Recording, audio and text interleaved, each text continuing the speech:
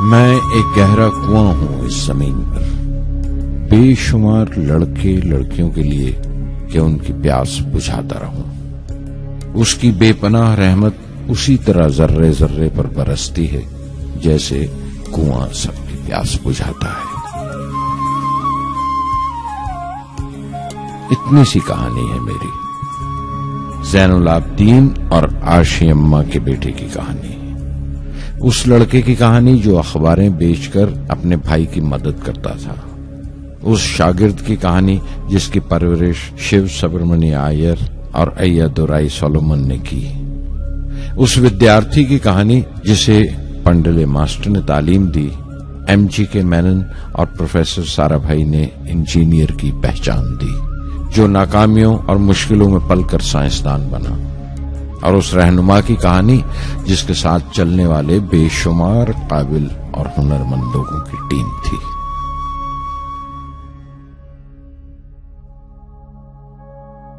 میری کہانی میرے ساتھ ختم ہو جائے گی، کیونکہ دنیاوی معنوں میں میرے پاس کوئی پونجی نہیں ہے، میں نے کچھ حاصل نہیں کیا، جمع نہیں کیا، میرے پاس کچھ نہیں اور کوئی نہیں، نہ بیٹا نہ بیٹی نہ پریوار۔ میں دوسروں کے لیے مثال نہیں بننا چاہتا، لیکن شاید کچھ پڑھنے والوں کو پریرنا ملے کہ انتم سکھ روح اور آتما کی تسکین ہے، خدا کی رحمت ان کی وراثت ہے۔ میرے پردادا اول، میرے دادا پکیر اور میرے والد زین العابدین کا خاندانی سلسلہ عبدالکلام پر ختم ہو جائے گا، لیکن خدا کی رحمت کبھی ختم نہیں ہوگی، کیونکہ وہ امر ہے، لافانی ہے۔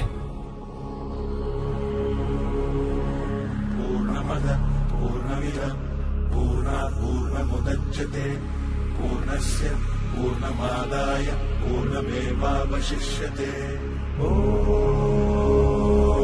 पूर्णमदः पूर्णमिदं पूर्णात् पूर्णमुदच्यते पूर्णस्य पूर्णमादाय पूर्णमेवावशिष्यते। पूर्णमदः पूर्णमिदं पूर्णात् पूर्णमुदच्यते पूर्णस्य पूर्णमादाय पूर्णमेवावशिष्यते। पूर्णमदः पूर्णमिदं पूर्णात् पूर्णमुदच्यते पूर्णस्य पूर्णमादाय पूर्णमेवावशिष्यते।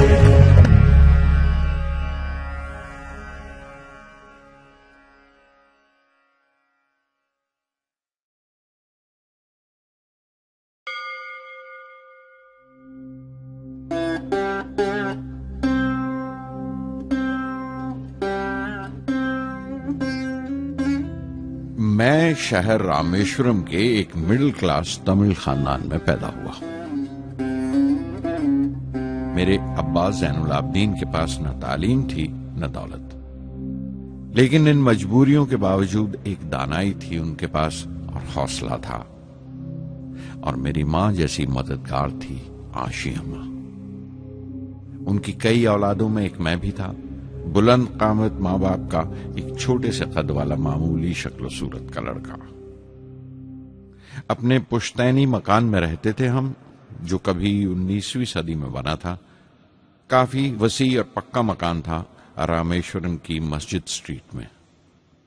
میرے ابا ہر طرح کے عیش و آرام سے دور رہتے تھے، مگر ضروریات کی تمام چیزیں میسر تھیں۔ سچ تو یہ ہے کہ میرا بچپن بڑا محفوظ تھا، مادی طور پر بھی اور جذباتی طور پر بھی، مٹیریلی اینڈ ایموشنلی۔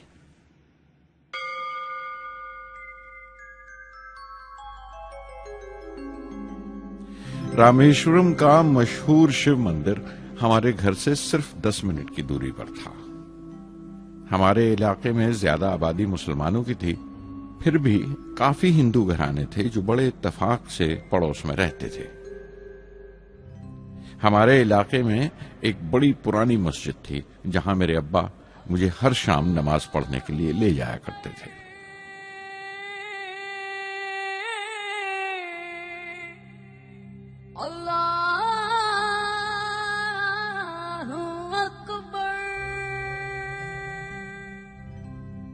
رامیشورم مندر کے بڑے پروہت पक्षी लक्ष्मण शास्त्री मेरे अब्बा के पक्के दोस्त थे।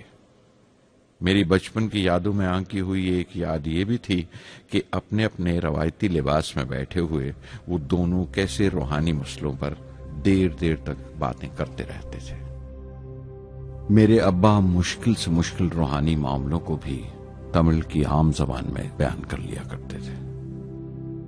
एक बार मुझसे कहा था, जब आफत आए तो आफत की वजह समझने की कोशिश करो, मुश्किलें हमेशा खुद को परखने का मौका देती हैं।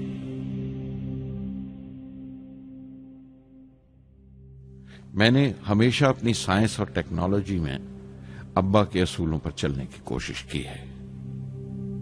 मैं इस बात पर यकीन रखता हूं कि हमसे ऊपर भी एक आला ताकत है, एक महान शक्ति है जो हमें मुसीबत, मायूसी और नाकामियों से निकालकर सच्चाई के मुकाम तक पहुंचाती है। मैं करीब 6 बरस का था जब अब्बा ने एक लकड़ी की कश्ती बनाने का फैसला किया, जिसमें वो यात्रियों को रामेश्वरम से धनुषकोडी का दौरा करा सकें, ले जाएं और वापस ले आएं। वो समंदर के साहिल पर लकड़ियां बिछाकर कश्ती का काम किया करते थे। एक और हमारे रिश्तेदार के साथ, अहमद जलालुद्दीन।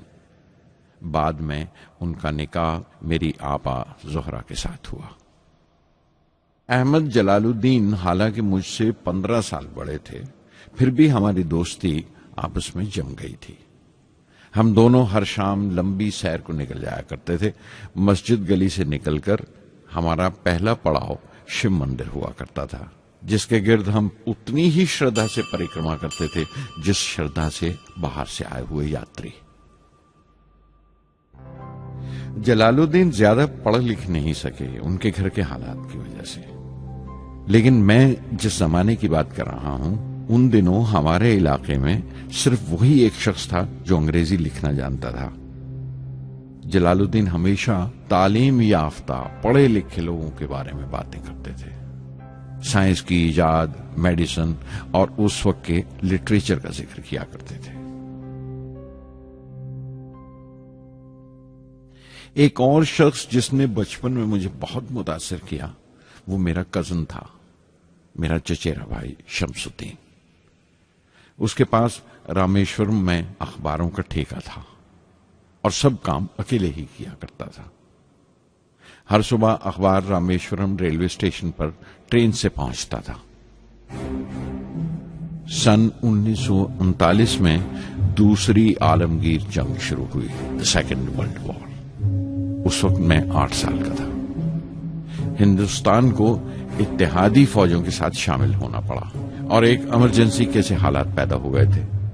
सबसे पहली दुर्घटना यह हुई कि रामेश्वरम स्टेशन पर आने वाली ट्रेन का रुकना कैंसिल कर दिया गया और अखबारों का गट्ठा अब रामेश्वरम और धनुषकोडी के बीच से गुजरने वाली सड़क पर चलती ट्रेन से फेंक दिया जाता।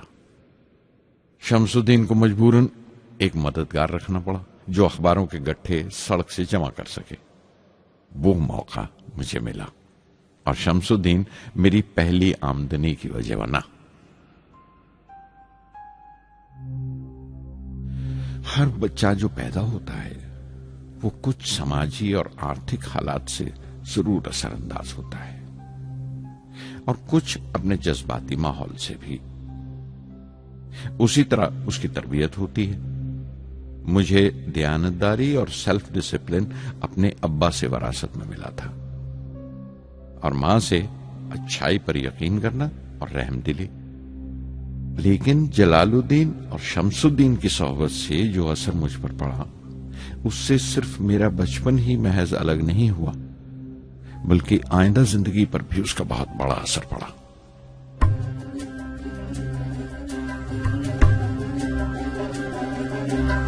தந்தை மகற்கு ஆற்றும் நன்றி அபயத்து முந்தி இருப்பச்செயல் தந்தை மகற்கு ஆற்றும் நன்றி அபயத்து முந்தி இருப்பச்செயல் இருப்பச்செயல் மகன் தந்தைக்கு ஆற்றும் உதவி இவன் தந்தை என்னோற்றார்கள்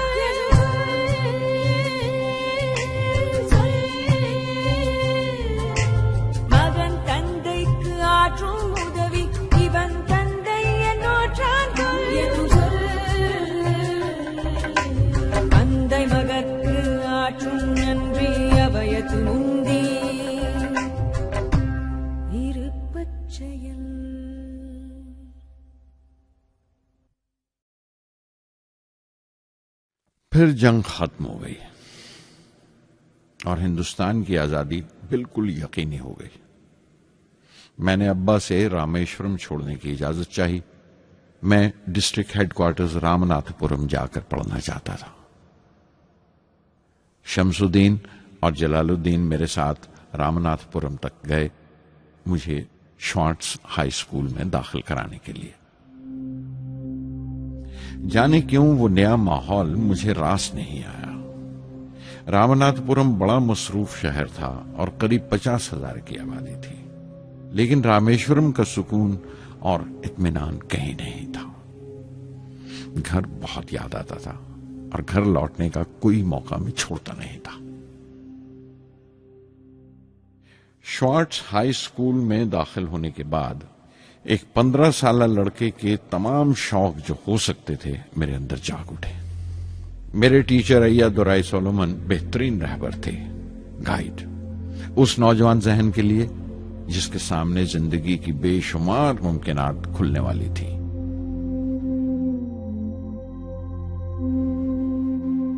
رامناتھ پورم کے اس عرصہ قیام میں ان سے میرا رشتہ استاد شاگرد یا گرو شیشیہ سے بھی آگے نکل گیا. ایا دورائی کہا کرتے تھے، زندگی کامیاب ہونے اور نتیجے حاصل کرنے کے لیے 3 طاقتوں پر قابو پانا بہت ضروری ہے: خواہش، یقین اور امید. ایا دورائی سولومن جو بعد میں ریورنڈ ہو گئے کہا کرتے تھے، اس سے پہلے کہ میں چاہوں کچھ ہو جائے یہ ضروری ہے کہ میرے اندر اس کی پوری شدت سے خواہش ہو اور یقین ہو کہ وہ ہوگا.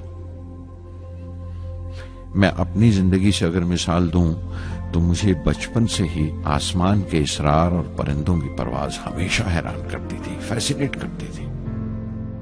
سمندر میں کونجوں اور بگلوں کو اونچی اڑانے لگاتے دیکھتا تھا تو اڑنے کو جی کرتا تھا. میں ایک سادہ لوگ گاؤں ہی کا لڑکا تو تھا، لیکن مجھے یقین تھا کہ ایک دن میں ضرور ان کونجوں کی طرح بلند اڑانے لگاؤں گا، بلندی پر پرواز کروں گا. اور حقیقت یہ ہے کہ رامیشورم سے اڑنے والا میں پہلا لڑکا تھا.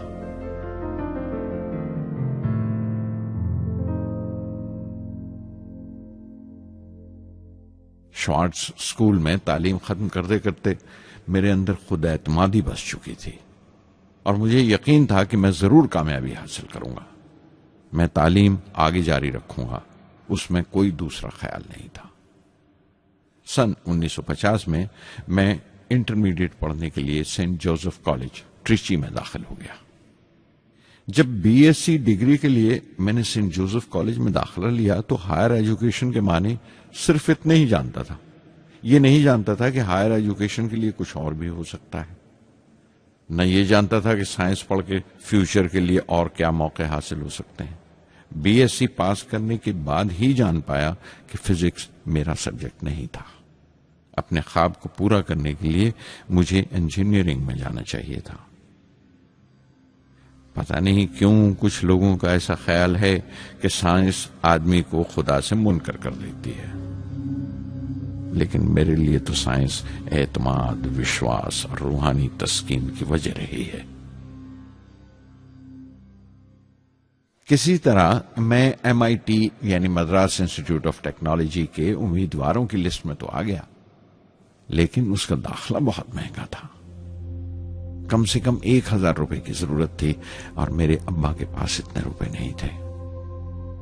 اس وقت میری اکا، میری آپا زہرا نے اپنے سونے کے کڑے اور چین بیچ کر میری فیس کا انتظام کیا. مجھ پر اس کی امید اور یقین دیکھ کر میں پسیج گیا.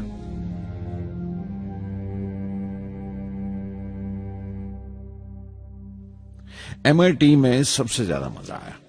وہاں 2 ہوائی جہاز رکھے دیکھ کر جو اڑان سے بری کر دیے گئے تھے، مجھے ان کی طرف ایک عجیب سا کھچاؤ محسوس ہوتا تھا. اور جب سب لڑکے ہاسٹل لوٹ جاتے تھے میں کئی گھنٹے ان کے پاس بیٹھا رہتا تھا. فرسٹ ایئر مکمل کرنے کے بعد جب مجھے اپنے زیادہ خصوصی مضمون چننا تھے، یعنی اپنی اسپیشل برانچ کا چناؤ کرنا تھا، تو میں نے فورن ایروناٹیکل انجینئرنگ کا چناؤ کر لیا.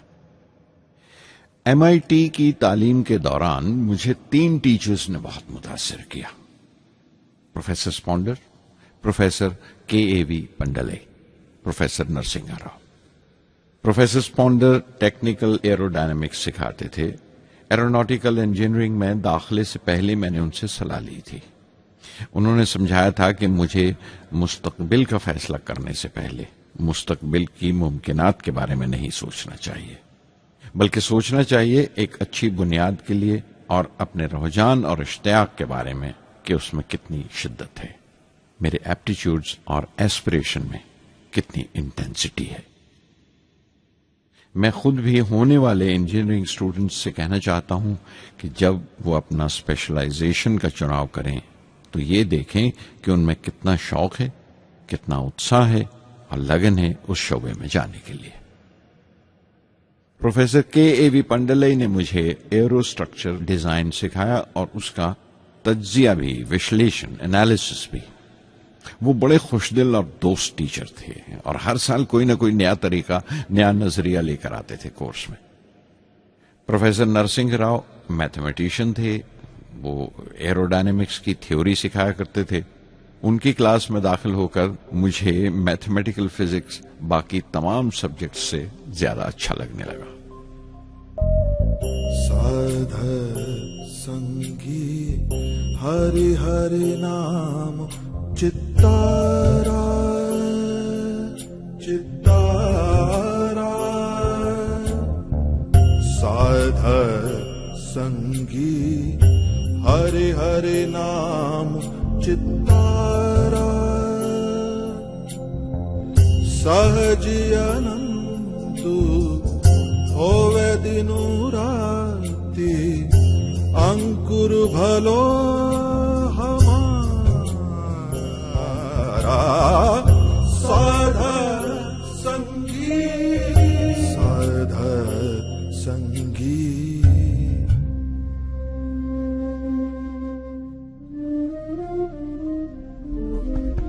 گرو پورا بھیٹیو بڑ بھاگی، گرو پورا بھیٹیو بڑ بھاگی، جاکو انتو نہ پاراوارا، انتو نہ پاراوارا،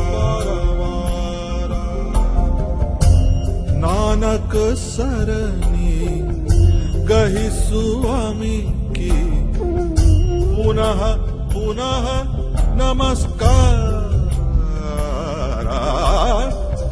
سادھر سنگی سادھر سنگی۔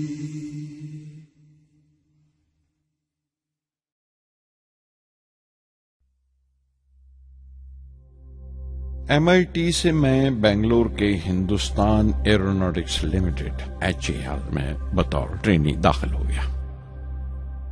HAL سے جب میں ایروناٹیکل انجینئرنگ گریجویٹ بن کر نکلا تو زندگی نے 2 موقع میرے سامنے کھڑے کر دیے اور دونوں میری پرواز کے دیرینہ خواب پورے کر سکتے تھے۔ ایک موقع تھا ایئر فورس کا، دوسرا منسٹری آف ڈیفنس میں directorate of technical development and production کا۔ میں نے دونوں میں عرضی بھیج دی اور بیک وقت دونوں سے انٹرویو کا بلاوا آ گیا۔ ایئر فورس کے لیے مجھے دہرادون بلایا گیا تھا اور ڈیفنس کے لیے دہلی۔ میرے دونوں مقام 2000 کلومیٹرز کے فاصلے پر تھے۔ یہ پہلا موقع تھا میرا اپنے وسیع اور وراٹ وطن کو دیکھنے کا۔ کھڑکی پر بیٹھا میں اس دیش کی سرزمین کو پاؤں تلے سے بہتا ہوا دیکھ رہا تھا۔ حیران تھا کہ اتر کی طرف سفر کرتے ہوئے ایک ہی ملک کا لینڈسکیپ کیسے بدلتا چلا جاتا ہے۔ میں 1 ہفتہ دہلی میں ٹھہرا، ڈیفنس منسٹری کا انٹرویو دیا۔ انٹرویو اچھا ہوا تھا۔ وہاں سے میں دہرادون گیا ایئر فورس سلیکشن بورڈ کے انٹرویو کے لیے۔ 25 امیدواروں میں 9ویں نمبر پر آیا۔ میرا دل بیٹھ گیا، بہت مایوس ہوا اور کئی دن تک افسوس رہا کہ ایئر فورس میں جانے کا موقع میرے ہاتھ سے نکل گیا۔ میں رشی کیش چلا گیا، دل پر یہ بوجھ لے کر کہ آنے والے دن بڑے سخت ہوں گے۔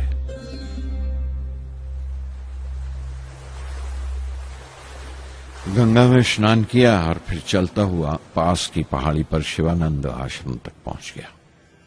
سوامی شیوانند سے بھیٹ ہوئی۔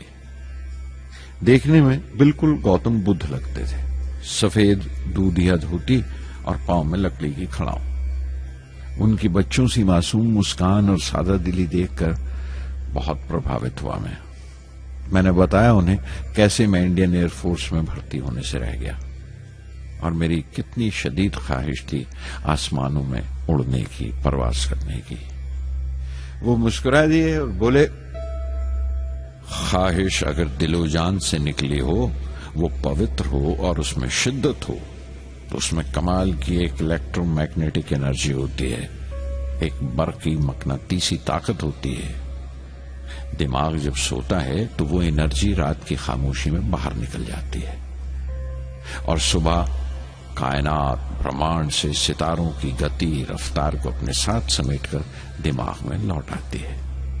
اسی لیے جو سوچا ہے اس کی سرشٹی اوشیہ ہے، وہ تخلیق ہوگا۔ تم وشواس کرو اس ازلی بندھن پر، اس وچن پر کہ سورج پھر لوٹے گا، بہار پھر سے آئے گی۔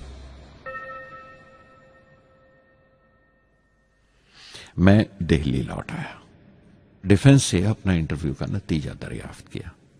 جواب میں مجھے اپوائنٹمنٹ لیٹر تھما دیا گیا اور اگلے دن سے سینئر سائنٹیفک اسسٹنٹ مقرر کر دیا گیا، 250 روپے کی ماہانہ تنخواہ پر۔ 3 سال گزر گئے۔ انہی دنوں بنگلور میں ایروناٹیکل ڈیولپمنٹ اسٹیبلشمنٹ ADE کا ایک نیا محکمہ کھلا اور مجھے وہاں پوسٹ کر دیا گیا۔ بنگلور کانپور سے بالکل مختلف شہر تھا۔ میں اپنے ڈائریکٹوریٹ کی پوسٹنگ کا پہلا سال وہاں گزار چکا تھا۔ دراصل ہمارے دیش میں یہ ایک عجیب طریقہ ہے، ایک عجیب سا ڈھنگ ہے اپنے لوگوں کو حد درجہ تک نچوڑ لینے کا، جو ہمارے لوگوں کو انتہا پسند بنا دیتا ہے۔ شاید اس لیے کہ صدیوں اس دیش نے غیر ملکی تہذیبوں کے زخم بھی کھائے ہیں اور انہیں اپنے دامن میں جگہ بھی دی ہے۔ الگ الگ حکمرانوں سے وفا کرتے کرتے ہم اپنی حیثیت، اپنی یکتائی کھو بیٹھے ہیں، بلکہ ہم نے ایک اور ہی قسم کی خوبی پیدا کر لی ہے کہ ایک ہی وقت میں رحم دل بھی ہیں اور بے رحم بھی، حساس بھی ہیں اور بے حس بھی، جتنے گہرے ہیں اتنے ہی سطحی۔ اوپر سے دیکھو تو ہم بڑے خوش رنگ اور خوبرو نظر آتے ہیں، لیکن کوئی غور سے دیکھے تو اپنے حکمرانوں کی ایک بے ڈھب نقل سے زیادہ کچھ نہیں ہے۔ میں نے کانپور میں کلے میں دبائے ہوئے پان والے نواب واجد علی شاہ کے نقلچی بہت دیکھے، اور بنگلور میں فرنگیوں کے انداز میں کتے کی زنجیر تھامے ٹہلتے ہوئے صاحبوں کی کمی نہیں تھی۔ بنگلور میں رہ کر میں رامیشورن کی سکون اور گہرے شانت واتاورن کے لیے ترستا تھا۔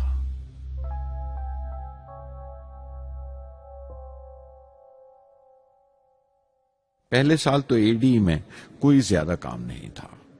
ایک پروجیکٹ ٹیم بنائی تھی کہ 3 سالوں میں ایک سودیشی ہاور کرافٹ تیار کریں، اور وہ وقت سے پہلے تیار ہو گیا۔ نندی اس کا نام رکھا گیا، شیو کی سواری کے آدھار پر۔ اس کا ڈیزائن ہماری امید سے زیادہ اچھا تھا، لیکن میں سخت مایوس ہوا جب آپسی کنٹروورسیز کی بنا پر سارا پروجیکٹ بالائے طاق رکھ دیا گیا، بند کر دیا گیا۔ Professor MGK Menon, Tata institute of fundamental research کے ڈائریکٹر، ایک روز اچانک ہی ہماری جانچ پڑتال کو آ پہنچے۔ نندی کا ذکر نکلا، مجھ سے پوچھ تاچھ کرتے ہوئے انہوں نے خواہش ظاہر کی ایک 10 منٹ کی اڑان کے لیے۔ اس کے 1 ہفتہ بعد کی بات ہے، مجھے انکوسپار سے بلاوا آ گیا، the Indian committee for space research. میں ممبئی چلا گیا راکٹ انجینئر کی پوسٹ کے لیے انٹرویو دینے۔ میرا انٹرویو لینے والے ڈاکٹر وکرم سارا بھائی اور پروفیسر MGK مینن کے علاوہ مسٹر سراف تھے، جو اس وقت ایٹمک انرجی کمیشن کے ڈپٹی سیکرٹری کے عہدے پر تھے۔ ڈاکٹر سارا بھائی کی گرم جوشی نے پہلی ہی ملاقات میں میرا دل موہ لیا۔ اگلے ہی دن مجھے خبر مل گئی کہ میں چن لیا گیا۔ مجھے انکوسپار میں راکٹ انجینئر کی حیثیت سے شامل کر لیا گیا تھا۔ سن 1962 کے دیرینہ حصے میں کہیں انکوسپار نے تھمبا میں ایکویٹوریل راکٹ لانچنگ سٹیشن بنانے کا فیصلہ کیا۔ تھمبا کیرلا میں تریویندرم سے پرے ایک دور دراز کے اونگتے سے گاؤں کا نام ہے۔ ہندوستان میں یہ ماڈرن راکٹ بیسڈ ریسرچ کی ایک دبی سی ابتدا تھی، ہلکی سی شروعات۔ اس کے فوراً بعد ہی مجھے 6 ماہ کے لیے امریکہ بھیج دیا گیا، ناسا میں راکٹ لانچنگ کی ٹریننگ کے لیے۔ جانے سے پہلے میں تھوڑا سا وقت نکال کر رامیشورم گیا۔ میرے ابا میری اس کامیابی کے لیے بہت خوش ہوئے اور مجھے اسی مسجد میں لے جا کر شکرانے کی نماز ادا کی۔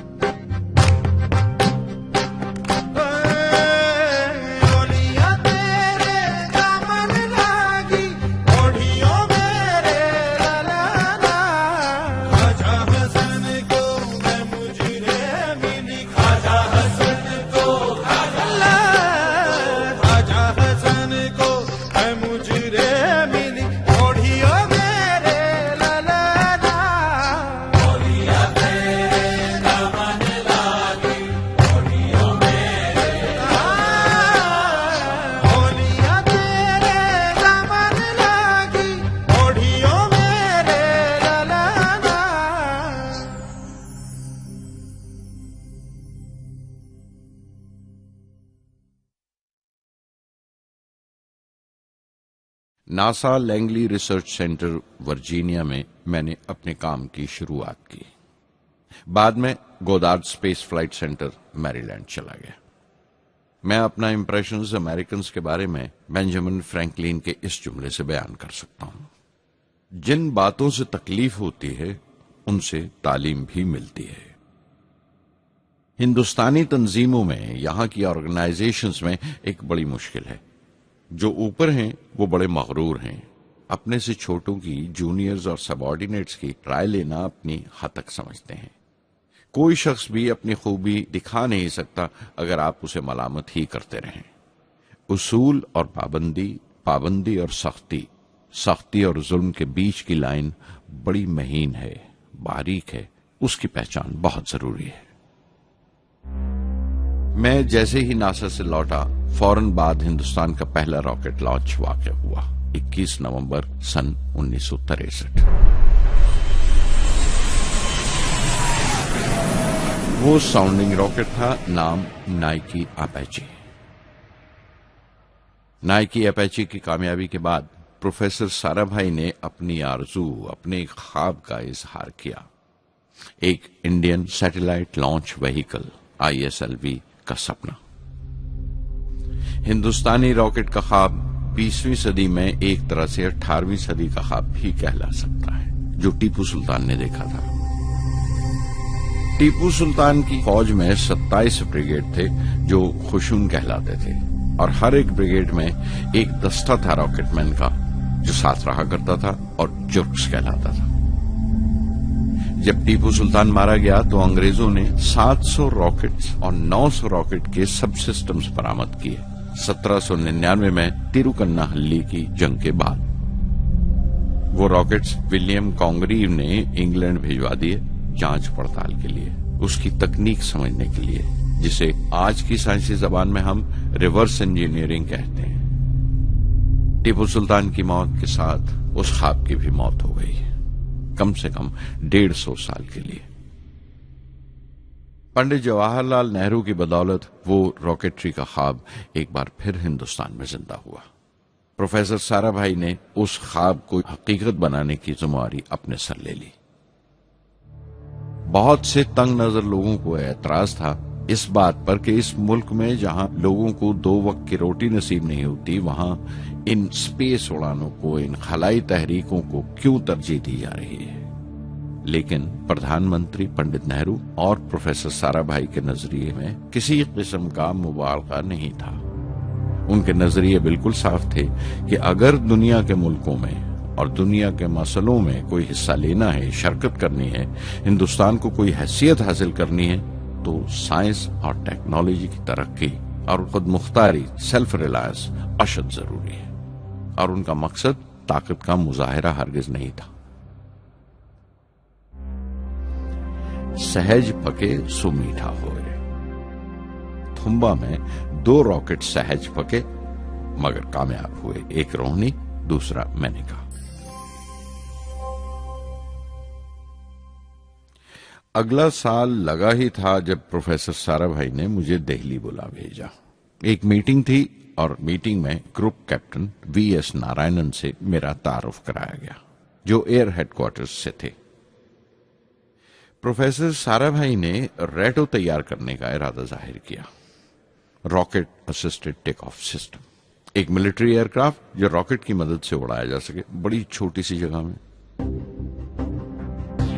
شام تک یہ خبر بھی عام ہو گئی کہ ہندوستان ایک خود ساختہ ملٹری ایئر کرافٹ تیار کر رہا ہے اور میں اس پروجیکٹ کا مختار ہوں، ذمہ دار ہوں۔ میں کئی طرح کے جذبات سے بھر گیا، خوش بھی تھا، شکر گزار بھی، خوش قسمت بھی، اور ایک احساس ہوا تکمیل کا، فلفلمنٹ کا۔ 19ویں صدی کے ایک شاعر کی یہ سطریں بہت یاد آئیں، ہر دن کے لیے تیار رہو، ہر دن کو ایک طرح ہی ملو، جب اوکھلی ہو برداشت کرو، جب دستہ ہو تو وار کرو۔ ریٹو پہ کام کرتے ہوئے 2 اہم واقعات ہوئے۔ پہلا تو یہ تھا کہ اپنے دیش میں پہلی بار اسپیس ریسرچ کا 10 سالہ پروگرام تیار ہوا جس کے آتھر تھے پروفیسر سارا بھائی۔ میرے لیے وہ ایک ایسا رومانی مینیفیسٹو تھا جیسے اسپیس سے عشق کرنے والے کسی شاعر کی رومانی نظم ہو، جیسے کوئی اپنے دیش کے آسمان سے عشق کرنے لگا ہو۔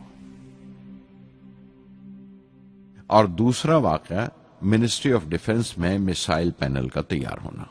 نارائنن اور میں، ہم دونوں اس پینل کے ممبر تھے۔ اس وقت تک بھوش کی آنے والی SLV سیٹلائٹ لانچ وہیکل کا ناک نقشہ بھی تیار ہو چکا تھا۔ پروفیسر سارا بھائی اپنے دیرینہ خواب کو تعبیر دینے کے لیے کچھ اور ساتھیوں کا چناؤ کر چکے تھے۔ میں خود کو خوش قسمت سمجھتا ہوں کہ مجھے اس پروجیکٹ کا لیڈر چنا گیا۔ اس پر پروفیسر سارا بھائی نے مجھے ایک اور ذمہ داری بھی سونپی کہ لانچ کی 4تھی سٹیج میں ہی ڈیزائن کروں۔ یہ معمول تھا، میرا عادت تھی کہ ہر میسائل پینل کی میٹنگ کے بعد میں جا کر پروفیسر سارا بھائی کو پوری تفصیل، پوری رپورٹ دیتا تھا۔ دہلی میں ایسی ہی ایک میٹنگ کے بعد 23 دسمبر 1971 کو میں تریویندرم لوٹ رہا تھا، اور اس دن پروفیسر سارا بھائی تھمبا میں SLV کا معائنہ کرنے گئے ہوئے تھے۔ دہلی ایئرپورٹ کے لاؤنج سے میں نے انہیں فون کیا، پینل میٹنگ کی تفصیل بتائی۔ پروفیسر سارا بھائی نے مجھے کہا کہ میں تریویندرم ایئرپورٹ پر ان کا انتظار کروں۔ میں جب تریویندرم پہنچا تو فضا میں ایک ماتم بچھا ہوا تھا۔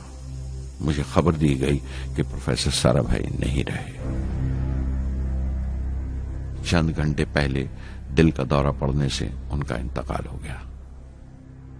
میں تھرا کے رہ گیا۔ چند گھنٹے پہلے ہی تو میں نے ان سے بات کی تھی، میرے لیے وہ بہت بڑا صدمہ تھا۔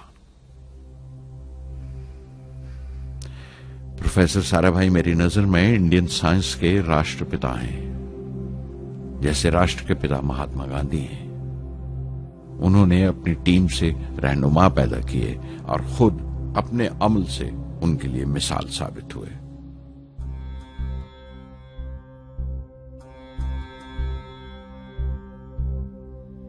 నానాటి బతుకు నాటకము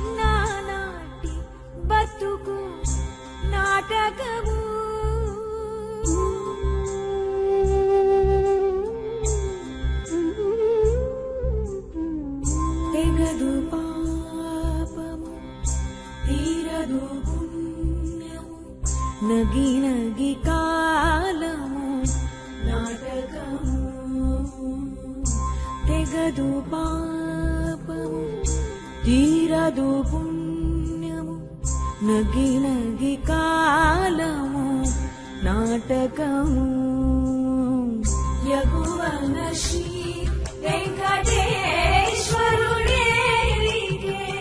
యగువన శ్రీ వెంకటేశ్వరుడేరికే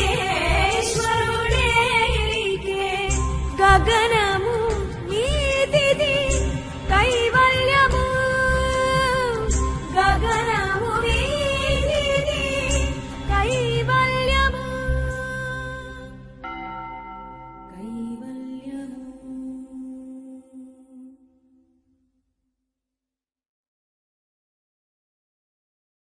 कुछ अरसा प्रोफेसर एमजी के मेनन ने स्पेस रिसर्च का काम संभाला.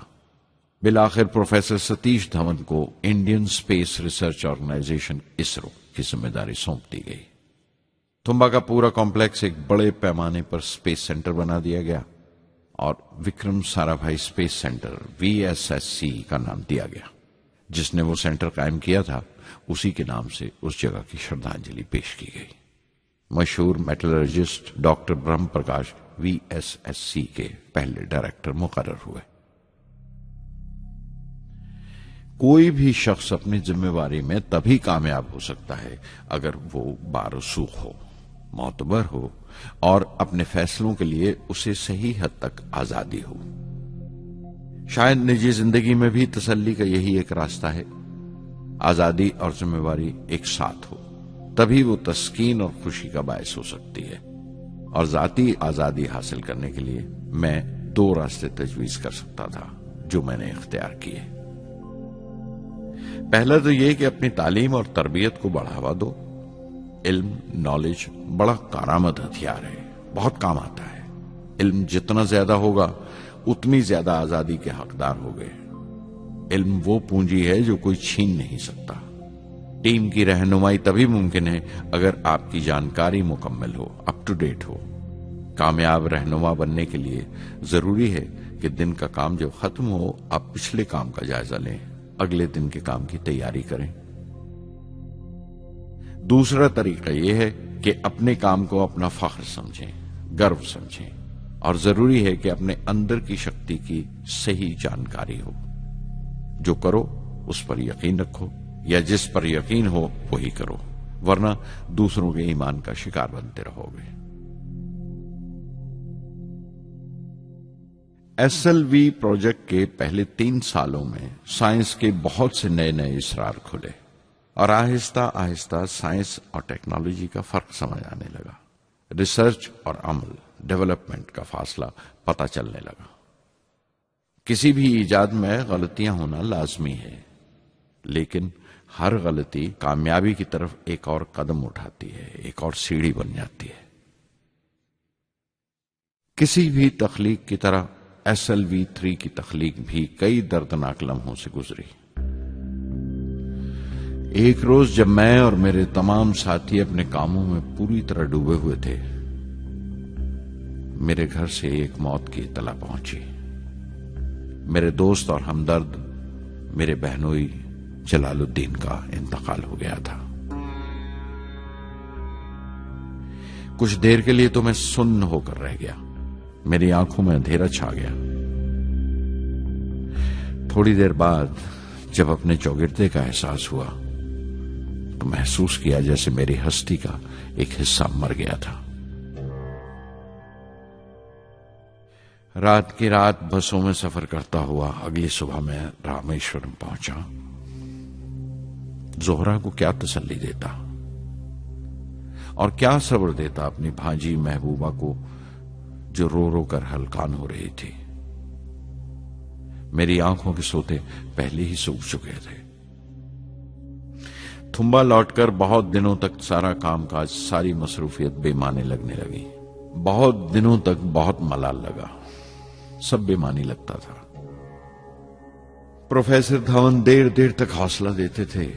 कहते SLV पर जैसे जैसे काम आगे बढ़ेगा मुझे सब्र महसूस होगा और ये मायूसी कम होते होते गुजर जाएगी.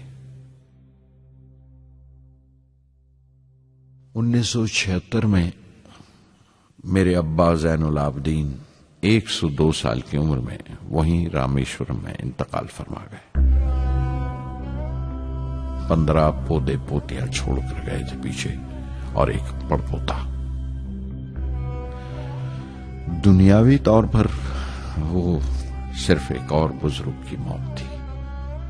کوئی بڑا ماتم نہیں ہوا، جھنڈا نہیں اتارا گیا، نہ اخباروں نے سیاہ حاشیے دیے، نہ سیاستدان تھے وہ، نہ ودوان کوئی، نہ کوئی بڑے سرمایہ دار. ایک سیدھے سادے انسان تھے، فرشتہ صفت، اور ہر اس بات کی وجہ تھے جو دانائی اور پارسائی کی راہ دکھاتی ہے.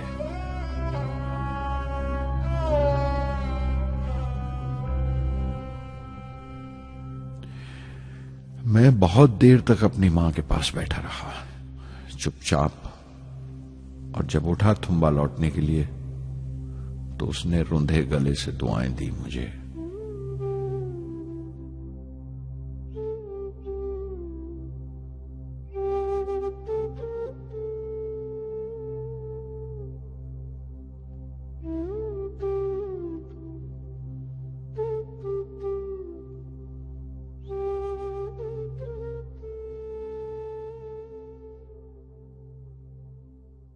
SLV-3 اپوجی راکٹ جو فرانس سے اڑائی جانے والی تھی اچانک کچھ مشکلوں کا شکار ہو گئی.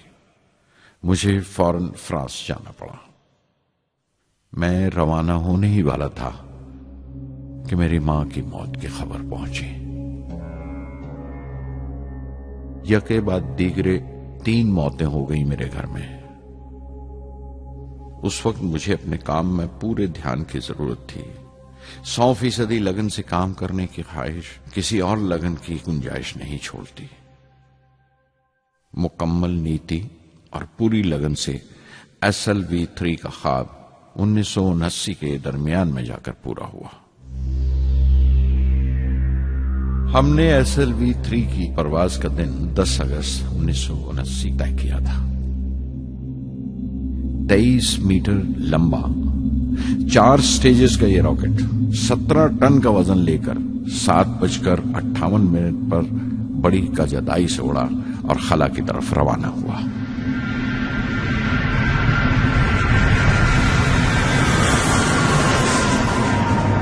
پہلی سٹیج ہر طرح سے پختہ نکلی اور بڑے آرام سے راکٹ دوسری سٹیج میں داخل ہو گیا.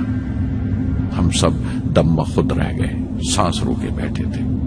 ہمارے برسوں کا خواب آسمان کی طرف سفر کر رہا تھا. اچانک ہمارے خواب میں درار آئی، ہمارا سکوت ٹوٹا، ہماری خاموشی ٹوٹی. دوسری سٹیج قابو سے باہر ہونے لگی تھی. 317 سیکنڈ کے بعد پرواز ٹوٹ گئی. میری محنت اور امید چوتھی سٹیج کو ساتھ لے کر تمام ملبہ سری ہری کوٹا سے 560 کلومیٹر دور سمندر میں جا کے گرا.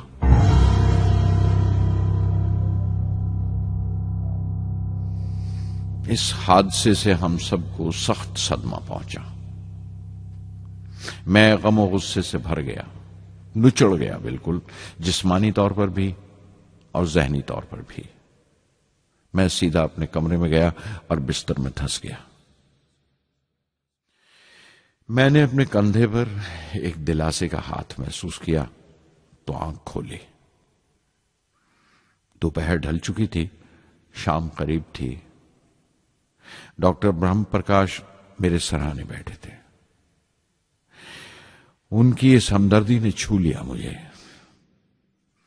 میں اداس تھا، مایوس تھا، لیکن اکیلا نہیں.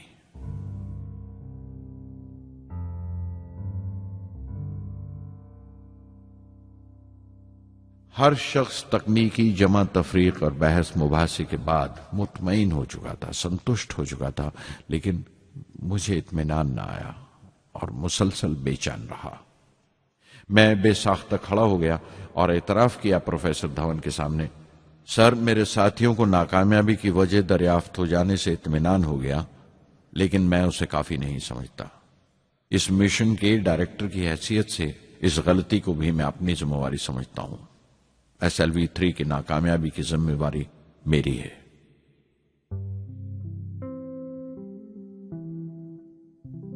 سائنس کا کام کمال درجہ اتساہ بھی دیتا ہے، خوشی بھی اور اتنی ہی گہری مایوسی بھی۔ اس طرح کے واقعات سوچ سوچ کر میں دل کو ڈھارس دیتا رہا۔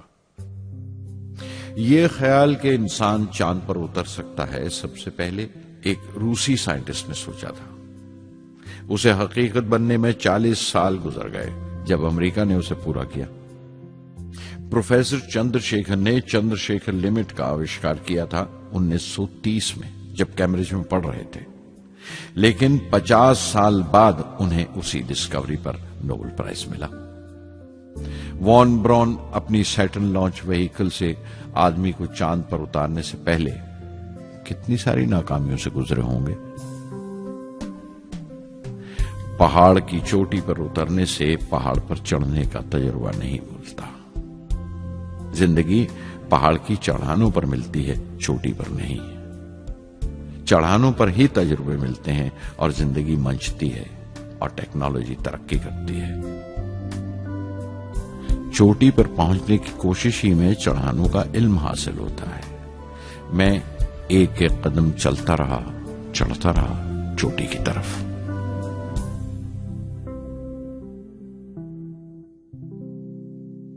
SLV-3 کی اڑان سے 30 گھنٹہ پہلے 17 جولائی 1980 کے دن اخباروں کی سرخیاں طرح طرح کی رائے اور اندازوں سے بھری ہوئی تھیں۔ زیادہ تر رپورٹرز نے پہلی SLV کی اڑان یاد دلائی تھی کہ کس طرح وہ راکٹ فیل ہو گیا تھا اور اس کا ملبہ سمندر میں جا کر گرا تھا۔ کچھ لوگوں نے تو دیش کی دوسری خامیوں کا ذکر کرتے ہوئے بھی اسے SLV-3 سے جوڑ دیا تھا۔ میں جانتا تھا کہ اگلے دن کا نتیجہ ہمارے فیوچر کے اسپیس پروگرام کا فیصلہ کرنے والا ہے۔ مختصر یہ کہ ساری قوم کی نظریں ہم پر گڑی ہوئی تھیں۔ 18 جولائی 1980 صبح 8:03 پر ہندوستان کا پہلا سیٹلائٹ لانچ وہیکل اڑا۔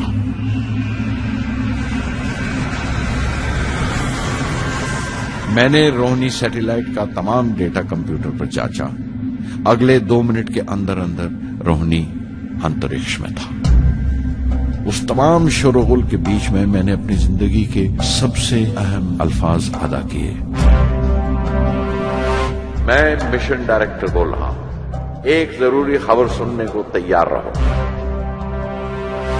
چوتھی سٹیج کامیابی کے ساتھ روہنی سیٹلائٹ کو لے کر انترکش میں داخل کر رہی ہے۔ میں بلاک سے باہر آیا تو میرے ساتھیوں نے مجھے کندھوں پر اٹھا لیا اور نعرے لگاتے ہوئے جلوس نکالا۔ ساری قوم میں ایک جوش کی لہر دوڑ گئی۔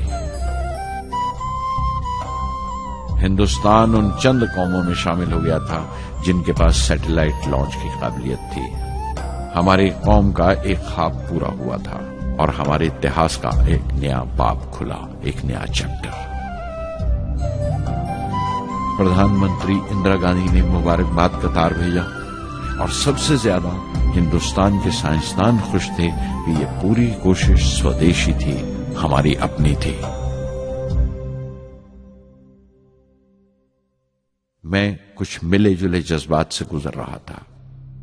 میں خوش تھا کہ پچھلی 2 دہائیوں سے جس کوشش میں تھا بالآخر اس میں کامیاب ہوا، لیکن اداس تھا جن لوگوں کی بدولت میں یہاں پہنچا تھا وہ لوگ میرے ساتھ نہیں تھے۔ میرے ابا، میرے بہنوئی جلال الدین اور پروفیسر سارا بھائی۔ SLV-3 کی کامیابی کے مہینے بھر کے اندر ہی پروفیسر دھون کا فون آیا ایک دن اور دلی بلایا پردھان منتری سے ملنے کے لیے۔ میری ایک چھوٹی سی الجھن تھی کپڑوں کو لے کر۔ ہمیشہ سے بڑے عامیانہ سے کپڑے پہنتا ہوں اور پاؤں میں چپل یا سلیپر کہہ لو۔ پردھان منتری کو ملنے جیسا وہ لباس نہیں تھا، میرے لیے نہیں، ان کے احترام کے لیے۔ سنا تو پروفیسر دھون بولے، کپڑوں کی فکر مت کرو، تم نے جو شاندار کامیابی پہن رکھی ہے وہ کافی ہے۔ ریپبلک ڈے 1981 میرے لیے ایک بڑی خوشخبری لے کر آیا کہ مجھے پدم بھوشن سے نوازا گیا ہے۔ میں نے اپنے کمرے کو بسم اللہ خاں کی شہنائی سے بھر لیا۔ शहनाई की गूंज मुझे कहीं और ही ले गई। मैं रामेश्वरम पहुंच गया, मां के गले लगा।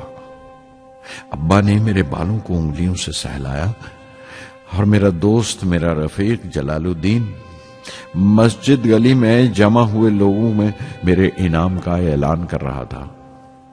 मेरी बहन जोहरा ने मीठा बनाया घर में। पक्षी लक्ष्मण शास्त्री ने मेरे माथे पर तिलक लगाया।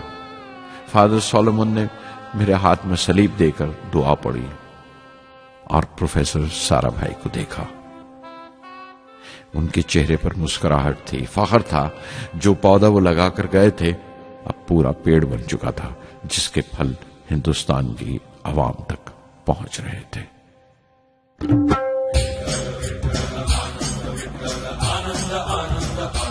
ओ आनंदाचे डोही आनंद तरंग, आनंदाचे डोही आनंद तरंग, आनंदाची अंग, आनंदाचे आनंदाची अंग, आनंदाचे आनंदाचे डोही आनंद तरंग, आनंदाचे डोही आनंद तरंग।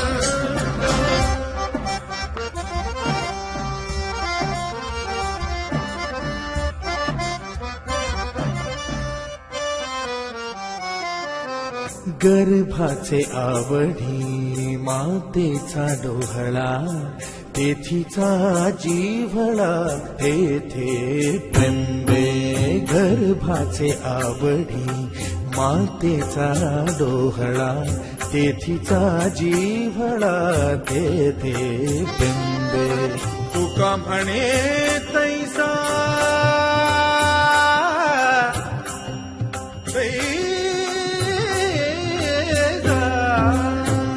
म्हणे तैसा ओतलाचे ठसा, अनुभव सरीसा मुखाला।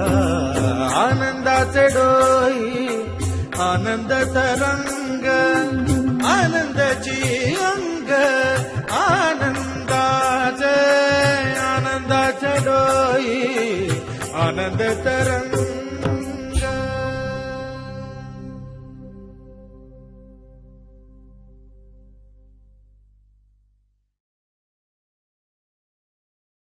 पहली जून 1982 मैंने defence research and development laboratory DRDL की जिम्मेवारी संभाल ली।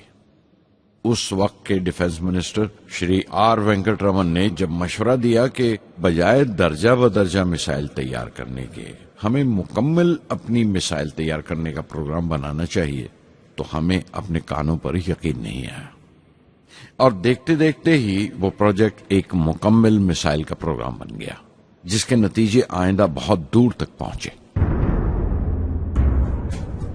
हर एक प्रोजेक्ट का नाम हिंदुस्तान की खुद मुख्तारी, सेल्फ रिलायंस का सबूत था।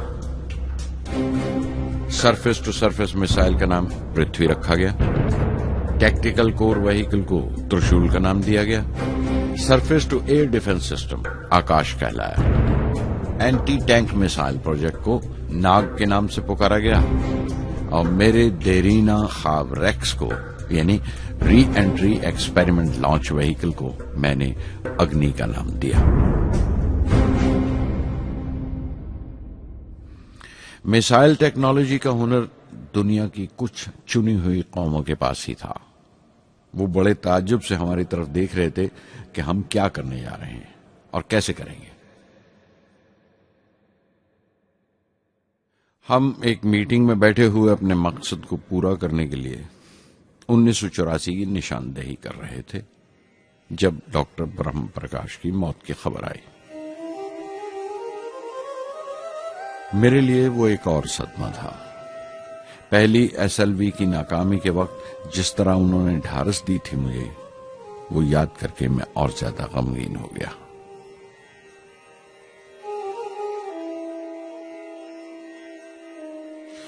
प्रोफेसर साराभाई अगर VSSC के निर्माता थे, बनाने वाले थे, तो डॉक्टर ब्रह्म प्रकाश उसके आमिल थे, एग्जीक्यूटर थे। उनकी विनम्रता ने मुझे बड़ी हद तक नरम कर दिया। اور میں نے اپنی تند مزاجی پر کافی قابو کر لیا۔ ان کی حلیمی صرف اپنی خوبیوں تک ہی محدود نہیں تھی، بلکہ اپنے سے چھوٹوں کو عزت دینا بھی ان کی عادت میں شامل تھا۔ ان کے برتاؤ اور سلوک میں یہ بات نظر آ جاتی تھی کہ کوئی شخص بھی خامیوں سے خالی نہیں ہے، یہاں تک کہ افسر بھی، لیڈر بھی، رہنما بھی۔ وہ بہت بڑے دانشور تھے۔ ایک کمزور سے شریر کے اندر ان میں بچوں کی سی معصومیت تھی۔ مجھے وہ ہمیشہ سائنسدانوں میں سنت نظر آتے تھے۔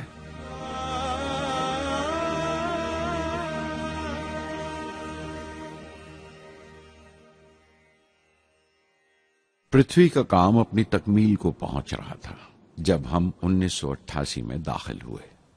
25 فروری 1988 صبح 11:23 پر پرتھوی کی پہلی پرواز واقع ہوئی۔ ہمارے ملک میں وہ ایک ایتہاسک موقع تھا۔ پرتھوی صرف ایک سرفس ٹو سرفس میسائل ہی نہیں بلکہ آئندہ آنے والی تمام قسم کی میسائل کا بنیادی نقشہ بھی تھا، فیوچر کا ماڈیول تھا وہ۔ پرتھوی نے ہمارے آس پڑوس کے ملکوں کو دہلا دیا۔ مغربی یعنی ویسٹرن ملکوں کو پہلے تو حیرت ہوئی، پھر غصے کا اظہار کیا اور پابندی لگا دی انڈیا کے لیے کہ وہ ایسی کوئی چیز باہر کے ملکوں سے نہ خرید سکیں جو ان کے میسائل پروگرام میں استعمال ہو سکتی ہو یا کام آ سکتی ہو۔ میسائل کی ایجاد میں ہندوستان کی خود مختاری نے دنیا کے تمام ترقی یافتہ ملکوں کو پریشان کر دیا۔ اگنی کی ٹیم میں 500 سے زیادہ سائنسدان شامل تھے۔ اگنی کی پرواز 20 اپریل 1999 طے پائی تھی۔ لانچ کی تمام تیاریاں مکمل ہو چکی تھیں اور حفاظت کے لیے یہ فیصلہ کیا گیا تھا کہ لانچ کے وقت آس پاس کے تمام گاؤں خالی کرا دیے جائیں۔ اخبارات اور دوسری میڈیا نے اس بات کو بہت اچھالا۔ 20 اپریل پہنچتے پہنچتے تمام ملک کی نظریں ہم پر ٹکی ہوئی تھیں۔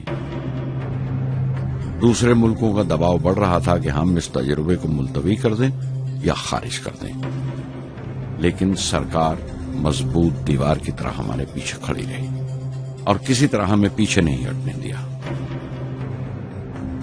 پرواز سے صرف 14 سیکنڈز پہلے ہمیں کمپیوٹر نے رکنے کا اشارہ کیا۔ کسی ایک پرزے میں کوئی خامی تھی، وہ فوراً ٹھیک کر دی گئی، لیکن اسی وقت ڈاؤن رینج اسٹیشن نے رکنے کا حکم دیا۔ چند سیکنڈز میں کئی رکاوٹیں سامنے آ گئیں اور پرواز ملتوی کر دی گئی۔ اخبارات نے آستینیں چڑھا لیں، ہر بیان نے اپنی اپنی طرح کی وجوہات نکال لی۔ کارٹونسٹ سدھیر دار نے ایک کارٹون شائع کیا جس میں ایک خریدار کچھ سامان دکاندار کو واپس کرتے ہوئے کہہ رہا تھا، اگنی کی طرح وہ بھی نہیں چلی۔ ایک کارٹون میں دکھایا گیا کہ سائنسدان کہہ رہا ہے، سب ٹھیک تھا، سوئچ بٹن نہیں چلا۔ ہندوستان ٹائمز کے کارٹون میں ایک نیتا رپورٹر کو سمجھا رہا ہے، ڈرنے کی کوئی بات نہیں، یہ بڑی امن پسند اہنساواد کی مثال ہے، اس سے کوئی مرے گا نہیں۔ قریب 10 روز دن رات کام چلا میسائل کی درستی پر، اور آخرکار سائنسدانوں نے ایک نئی تاریخ طے کی اگنی کی پرواز کے لیے۔ مگر پھر وہی ہوا، 10 سیکنڈ پہلے کمپیوٹر نے رکاوٹ کا اشارہ کیا، پتہ چلا ایک پرزہ کام نہیں کر رہا ہے۔ پرواز پھر ملتوی کر دی گئی۔ ایسی بات کسی بھی سائنسی تجربے میں ہو جانا عام بات ہے، غیر ملکوں میں بھی بہت بار ہوتا ہے، لیکن امید سے بھری ہوئی قوم ہماری مشکلیں سمجھنے کو تیار نہیں تھی۔ ہندو اخبار میں کیشو کا ایک کارٹون چھپا جس میں ایک دیہاتی کچھ نوٹ گنتے ہوئے کہہ رہا تھا، میسائل کے وقت گاؤں سے ہٹ جانے کا معاوضہ ملا ہے، 2-4 بار اور یہ تجربہ ملتوی ہوا تو میں پکا گھر بنوا لوں گا۔ امول بٹر والوں نے اپنے ہورڈنگ پر لکھا، اگنی کو ایندھن کے لیے ہمارے بٹر کی ضرورت ہے۔ اگنی کی مرمت کا کام جاری رہا۔ آخرکار ایک بار پھر 22 مئی کی تاریخ اگنی کی پرواز کے لیے طے پائی۔ اس کی پچھلی رات ڈاکٹر اروناچلم، جنرل کے این سنگھ اور میں ڈیفنس منسٹر کے سی پنت کے ساتھ چہل قدمی کر رہے تھے۔ پورے چاند کی رات تھی، ہائی ٹائیڈ کا وقت تھا اور لہریں گرج گرج کر خدا کی عظمت کا نام لے رہی تھی۔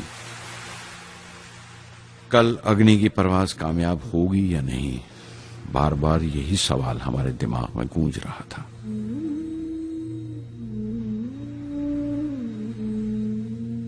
ڈیفنس منسٹر نے ایک لمبی خاموشی کو توڑتے ہوئے پوچھا، کلام، کل اگنی کی کامیابی منانے کے لیے کیا چاہتے ہو تم؟ میں کیا چاہتا تھا؟ کیا تھا جو نہیں تھا میرے پاس؟ اپنی خوشی کے اظہار کے لیے مجھے کیا کرنا چاہیے؟ اور اچانک مجھے جواب مل گیا، ہم 1,00,000 پیڑوں کی کونپلیں لگائیں گے، میں نے کہا، اور ان کے چہرے پر رونق آ گئی۔ تم اپنی اگنی کے لیے دھرتی ماں کا آشیرواد چاہتے ہو، بولے، کل یہی ہوگا۔ انہوں نے پیشن گوئی کی۔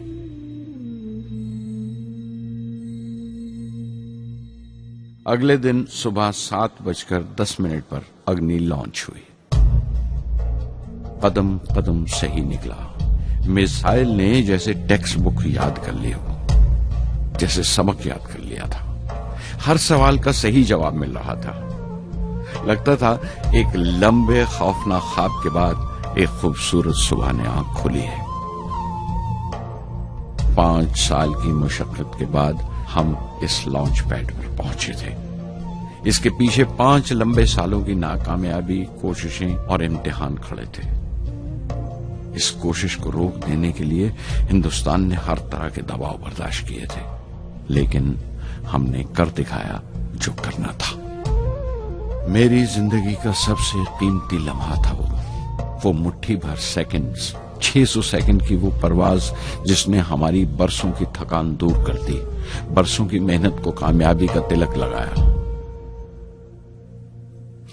اس رات میں نے اپنی ڈائری میں لکھا، اگنی کو اس نظر سے مت دیکھو، یہ صرف اوپر اٹھنے کا سادھن نہیں ہے، نہ شکتی کی نمائش ہے۔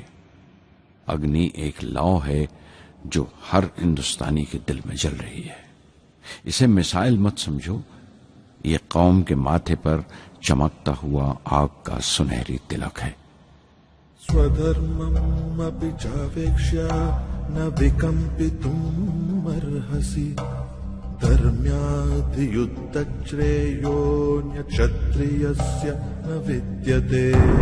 स्वधर्मम् अपि चावेक्ष्य न विकम्पितुम् अर्हसि धर्म्याधियुद्धश्रेयोऽन्यक्षत्रियस्य न विद्यते। तदच्चेत्त्वम् इमम् धर्म्यम् सङ्ग्रामम् न करिष्यसि तदस्वधर्मम् कीर्तिम् च हित्वा पापम् अवाप्स्यसि हित्वा पापम् अवाप्स्यसि।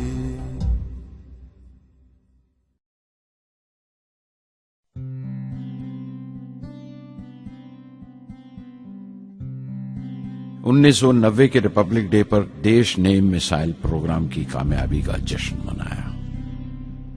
مجھے پدم وبھوشن سے نوازا گیا اور ڈاکٹر اروناچلم کو بھی۔ 10 سال پہلے پدم بھوشن کی یادیں ایک بار پھر ہری ہو گئیں۔ رہن سہن میرا اب بھی ویسا ہی تھا جیسا تب تھا۔ 10x12 کا ایک کمرہ کتابوں سے بھرا ہوا اور کچھ ضرورت کا فرنیچر جو کرائے پر لیا تھا۔ فرق اتنا ہی تھا کہ تب یہ کمرہ تریویندرم میں تھا، اب حیدرآباد میں۔ ویٹر میرا ناشتہ لے کر آیا، اڈلی اور چھاچھ، اور آنکھوں میں ایک خاموش مسکراہٹ، مبارکباد کی۔ میں اپنے ہم وطنوں کی اس نوازش سے چھلک گیا۔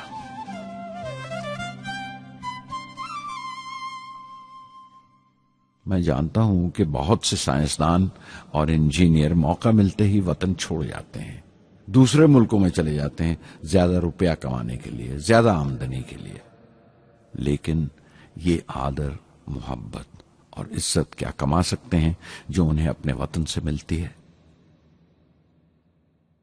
15 اکتوبر 1991 میں 60 سال کا ہو گیا. مجھے اپنی ریٹائرمنٹ کا انتظار تھا. چاہتا تھا کہ غریب بچوں کے لیے ایک اسکول کھولوں. یہ وہ دن تھے جب میں نے سوچا کہ اپنی زندگی کے تجربے، مشاہدے اور وہ تمام باتیں قلم بند کروں جو دوسروں کے کام آ سکیں. ایک طرح سے اپنی سوانح عمری لکھوں، اپنی جیونی. میرے خیال میں میرے وطن کے نوجوانوں کو ایک صاف نظریے اور دشا کی ضرورت ہے. تبھی یہ ارادہ کیا کہ میں ان تمام لوگوں کا ذکر کروں جن کی بدولت میں یہ بن سکا جو میں ہوں. مقصد یہ نہیں تھا کہ میں کچھ بڑے بڑے لوگوں کے نام لوں، بلکہ یہ کہ کوئی شخص کتنا بھی چھوٹا کیوں نہ ہو اسے حوصلہ نہیں چھوڑنا چاہیے. مسئلے، مشکلیں زندگی کا حصہ ہیں اور تکلیفیں کامیابی کی سچائیاں ہیں. جیسا کہا ہے کسی نے، خدا نے یہ وعدہ نہیں کیا کہ آسمان ہمیشہ نیلا ہی رہے گا. زندگی بھر پھولوں سے بھری راہیں ملیں گی. خدا نے یہ وعدہ نہیں کیا کہ سورج ہے تو بادل نہیں ہوں گے، خوشی ہے تو غم نہیں، سکون ہے تو درد نہیں ہوگا. مجھے ایسا کوئی غرور نہیں کہ میری زندگی سب کے لیے ایک مثال بنے گی، مگر یہ ہو سکتا ہے کہ کوئی مایوس بچہ کسی گمنام سی جگہ پر جو سماج کے کسی معذور حصے سے تعلق رکھتا ہو یہ پڑھے اور اسے چین ملے. یہ پڑھے اور اس کی امید روشن ہو جائے. ہو سکتا ہے یہ کچھ بچوں کو نا امیدی سے باہر لے آئے اور جسے وہ مجبوری سمجھتے ہیں وہ مجبوری نہ لگے. انہیں یقین رہے کہ وہ جہاں بھی ہیں خدا ان کے ساتھ ہے. کاش ہر ہندوستانی کے دل میں جلتی ہوئی لو کو پر لگ جائیں اور اس لو کی پرواز سے سارا آسمان روشن ہو جائے.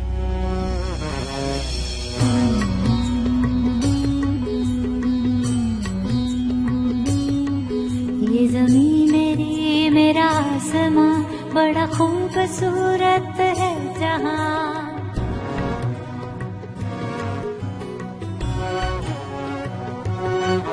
یہ زمین میری، میرا آسماں بڑا خوبصورت ہے جہاں.